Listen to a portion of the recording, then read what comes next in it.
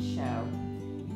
So if you love chocolate, you're gonna love this show, and you're going to want the recipe probably, or you're at least gonna wish you were here when it was ready to eat. So this is a dessert that I don't make all the time. It's not one of those quick desserts where you say, hey, I'd like this tonight, let me whip it up. It's at least a day ahead, and it stays good for more than a day. So if you want to make it a few days ahead, you can go ahead and do that. This is a recipe from the December 2005 issue of Good Housekeeping. And it was taken from a recipe that was original to the River Cafe in London. So without further ado, it's called Chocolate Nemesis. And we're going to jump in and get started here today. This recipe has a few unusual things, such as a hot water bath while you bake it in your springform pan, and we have to prepare the pan specially. It actually is a flourless dessert. So for all of you out there who are trying to cut back on flour, hey, here you go. So it actually has very few ingredients, simple ingredients. You may have almost everything on hand right now. So let's get started. You're going to need 7 eggs at room temperature, and you're going to need a pound of dark chocolate. I like to use Ghirardelli 60% chips, and so you're going to need a pound of good chocolate, 2 sticks of butter, and a total of a cup of sugar, and some odds and ends that you'll see as we grease our pan and so forth. So let's jump in and get started. In our pot over here, I'm going to start with a half cup of water and a half cup of sugar. And we're going to start that cooking, mixing that up. All right. And if you can see over here, I've actually got this pot of water prepping on the stove. This is for our hot water bath, which we'll use later. And we could go ahead and preheat our oven to 325, but I think we will wait on that because we have quite a bit of steps to do before we get to that part. So let's check our recipe. And we are going to cook that over medium-high heat until the sugar completely dissolves. So we want that sugar completely dissolving, stirring occasionally. All right. So if you like chocolate, well, you know you've probably done the research just to validate the chocolate that you already eat. Chocolate actually is pretty healthy for you. It has some iron in it. It's a digestive aid. The problem is when we have the stuff that's not dark that has a lot of sugar in it. The darker the sugar, really the darker the chocolate, really the less sugar it has in it. So if you can work your way up to a darker chocolate, you still get that chocolate flavor without all the sugar. And of course, chocolate is high in fat, so you want it normally in small increments unless it's Valentine's Day, right? Okay, I think our sugar is almost completely dissolved, and that's what you want to look for. You want to have it completely dissolved before you add the butter and the chocolate. So let's get ready for the butter and the chocolate. And if you remember, it's 2 sticks of butter, unsalted, and it calls for it to be cut up. So we're going to cut that up as we put it in. No need to do it ahead of time. I like to do it just right while I'm doing it. Okay, and let's get that second stick of butter. You can see that this recipe does not skimp on fat. It doesn't have a whole lot of extra sugar, but has a few fat calories. Okay, that's all right. Okay, so we need a pound of this stuff. 1 bag is 10 ounces. So we're going to add 1 bag and just over half of the other bag. as I like to say, we're not going to the moon on this, and so if my measurements are slightly off, it's probably going to be all right. So let's see, half comes to about there, a little bit more. And if you're going to err on one side, I don't mind erring on just a bit more chocolate. Okay, let's see. Does that look about right? Let's go maybe just a tad more.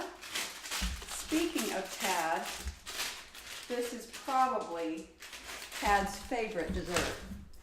Now, he has started the year off without sugary desserts. And so what that means is he's still eating things like ketchup or things that have sugar in them, but he's not been having sweets. And he's not really a big sweets guy, but just in the last few days, it's starting to get to him. And he's thinking about the good stuff he got for Christmas, like mini Oreos, and it's kind of getting to him. So I'm actually making this for Tad, and thankfully he'll let us try some too. So when you add the butter and the chocolate, you want to stir continually. Do not let it sit there. Stir it until it is all melted and dissolved into your water and sugar mixture. Do you hear that noise in the background? That's my dogs howling at a siren. Okay, so I don't know if you're picking that up right now, but if you hear that strange noise in the background, that's the dogs howling. So enjoy. All right, we are almost ready, and I'm going to try to show you this when it's done.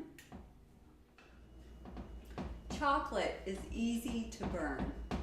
At least that's been my experience, and there is not much worse in the world of cooking than when your chocolate burns. Oh my goodness, and it's wasted all that wonderful chocolate.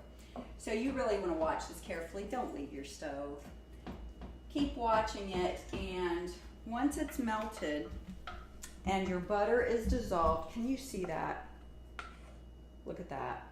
Oh my goodness. Doesn't that look wonderful? Okay, we're gonna set that aside. You take it off the heat, and it needs to cool for about 30 minutes. But guess what? While that's cooling, we have plenty to do to keep us busy. So I purposely did that first. I like to watch my recipes, and if I can figure out a way to do it quicker or simpler, I like to do that once I'm comfortable with the recipe. This is not the first time I've made this. So it's not their first step, but that's my first step, because now I can use this time while this is cooling to prep my pan. So here we go. We're going to grease the pan. And let me check my directions. We're going to grease it, and then we're going to line the bottom with parchment paper and dust the sides with flour. So I'm using butter to grease because remember, if you've watched another episode, I have done away with the spray grease in my kitchen because the propellants aren't really very good for us. And so when I can, I try to substitute something a little healthier in. So I'm using just butter, unsalted butter, and a napkin to spread it all around. And once you get used to it, it's not too bad. So there's our greased pan.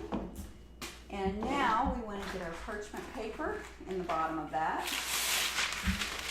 So I will tear off a piece plenty large. And then I set it right down in there, and I take my fingernail and I run it around the edge of my pan, like so.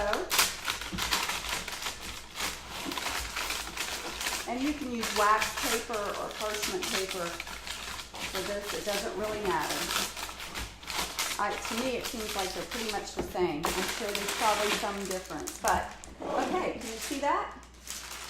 Now all you do is you cut on the lines, and you have a perfectly sized piece of parchment paper that fits the bottom of your springform pan.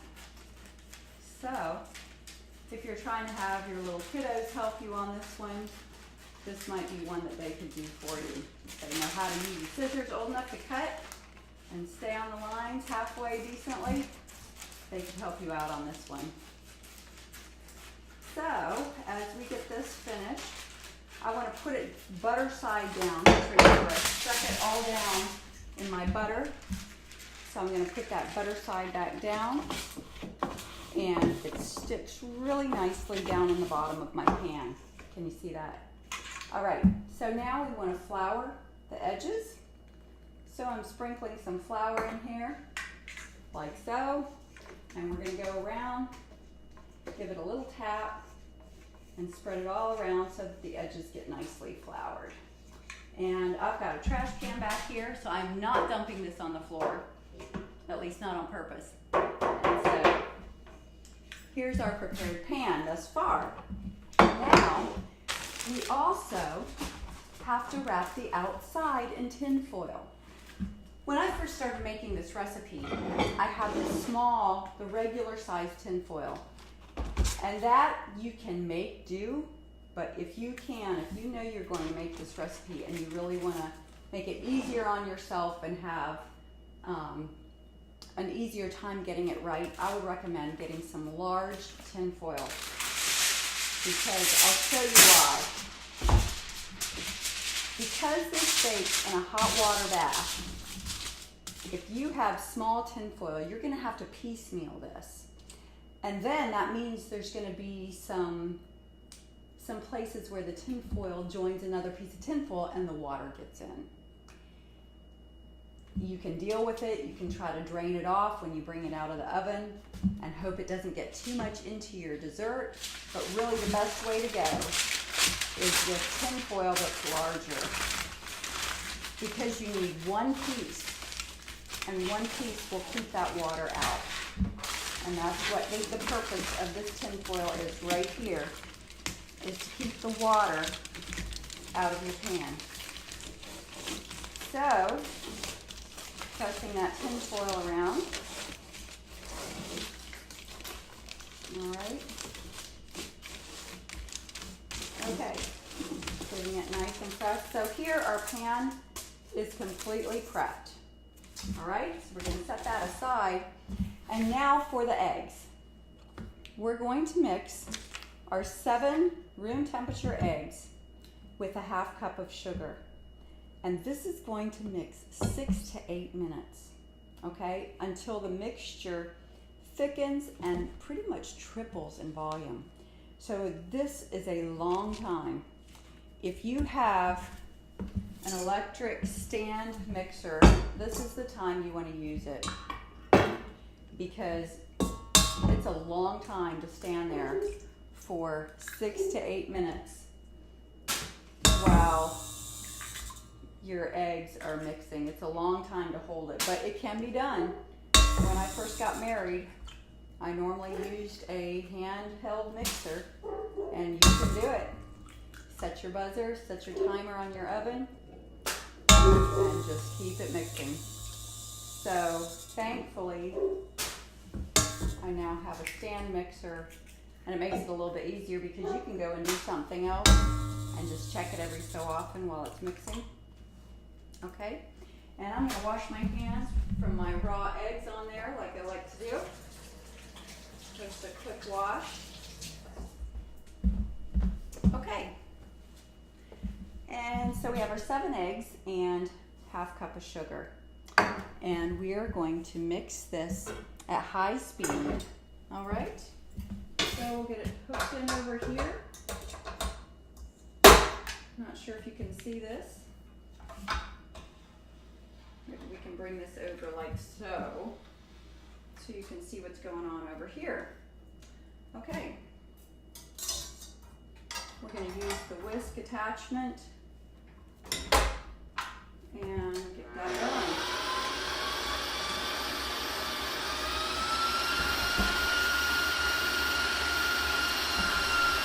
So I set the timer for 8 minutes.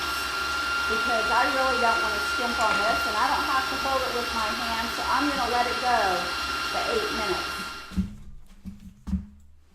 Our mixture has pretty much tripled, and it's this nice frothy egg mixture. Now what we get to do is we get to stir in this wonderful warm chocolate mixture. Actually, we fold it in gently with a wire whisk. So don't beat it hard, don't whip it up, and don't get impatient. This actually takes longer than you would think to get it completely incorporated into the egg mixture. All right, so you know what you would do with this, right? Oh my goodness, I hope I don't have chocolate all over my mouth for the rest of the show. Wow.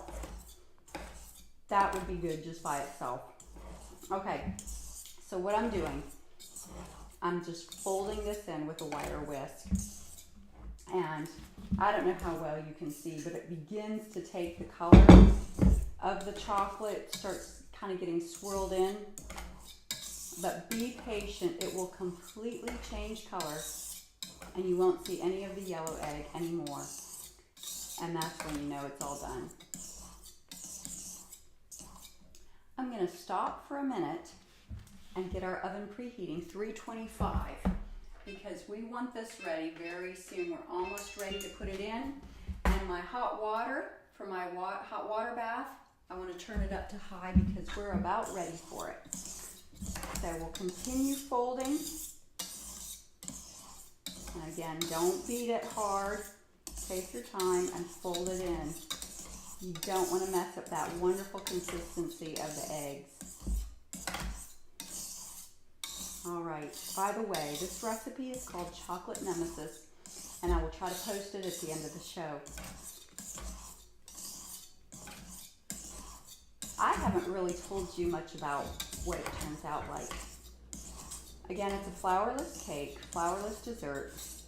It has almost a cheesecakey, kind of cheesecakey, mousse-like consistency. It is amazing. Now, if you don't like chocolate, forget it. You won't like this. I actually have a few friends that don't like chocolate. Yes, they're still my friends, I know. It's hard to imagine not liking chocolate. It's really hard. But there are those out there who don't. But if you're one of those, maybe you know someone, maybe you love someone who does like chocolate. So you still might want to make this for them for a special occasion. Okay, if you can see this, it has completely taken on the color of the chocolate. No more egg color. So we will call that done. And now you just pour that into your prepared pan. Okay? And I like to get every bit of it that I can out. And so I hear our water in the background heating up. You need it to come to a boil.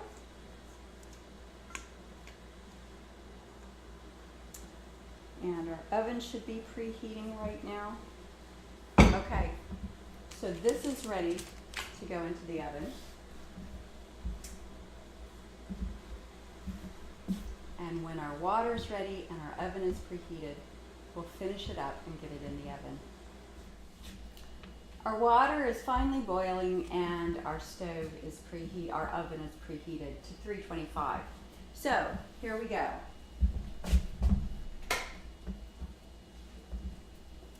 We're gonna put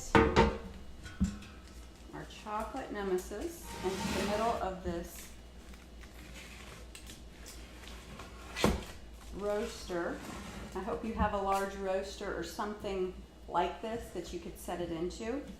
And then I'm going to put this in the oven and carefully with a little scooper, I'm going to pour water around the edge once it's in there.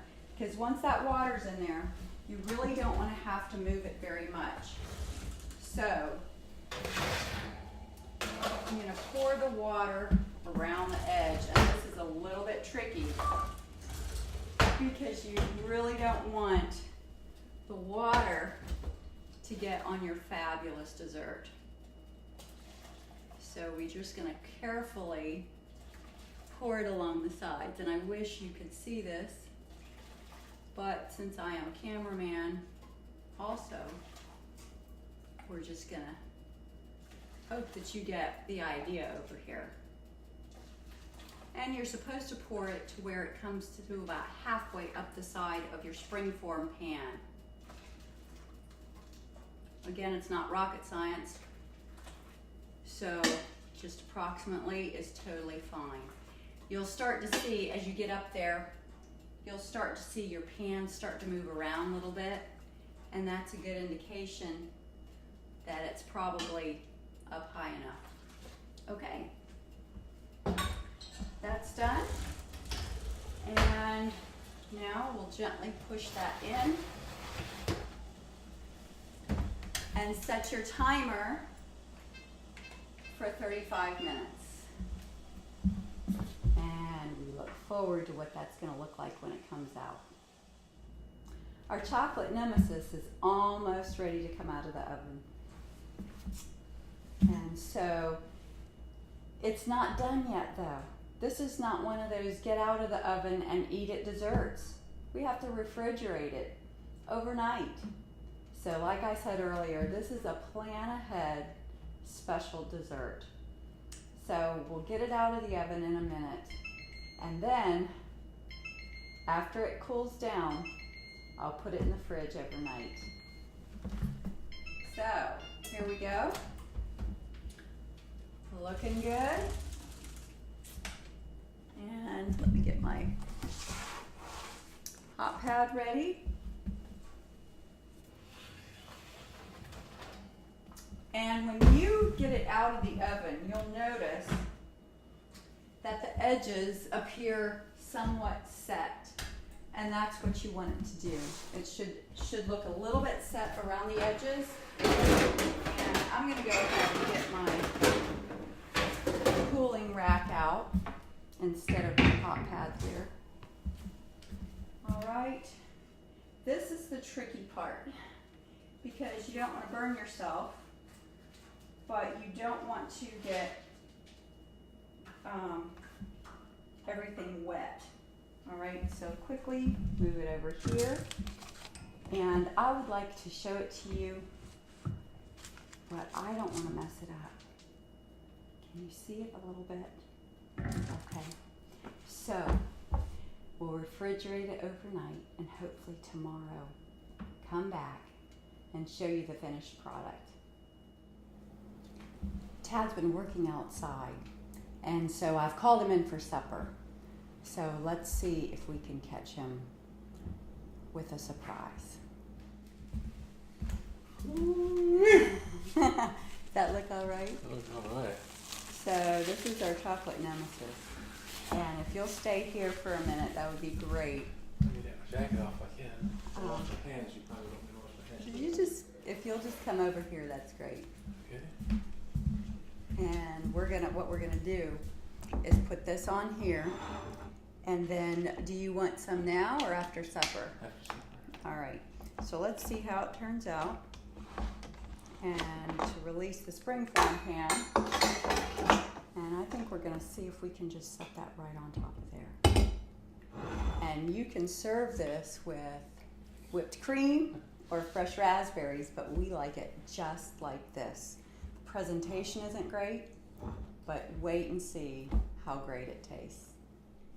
Well, it's time to cut the chocolate nemesis. And Tad, if you remember, has been going without sweets since Christmas. And this is the 1st of February. This is our Valentine show, but we're taping it a little early. And so he thought he was going to break his no sweets with something else. And he didn't know it was going to be his, would you say this is your favorite dessert? Favorite in the whole world. Favorite in the whole world dessert.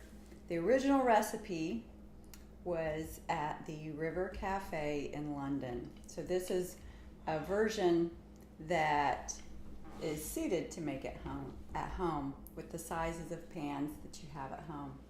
So you can see it's so chocolatey, it's sticking to the knife, and that's a good consistency. That's We will how it lick should the be. knife when this is over, and we're not on camera. So we're gonna get this on a plate right here, and it's actually, in my opinion, it's better at room temperature. So bring it out of the fridge and let it sit a little bit. Are you ready for this? I'm ready. Are you sure? Mm-hmm. Here we go. I'm telling you, this will be in heaven. Mm. How's that feel? I feel like I'm in heaven. That is so unbelievable. There is nothing that compares to this dessert. There's nothing. In my entire life, I've never had anything that can touch chocolate nemesis. It is that good. Okay, so it's a little bit of a process, but if you love chocolate, it's worth it. Thanks for tuning in to Ashley's Kitchen, our special Valentine edition.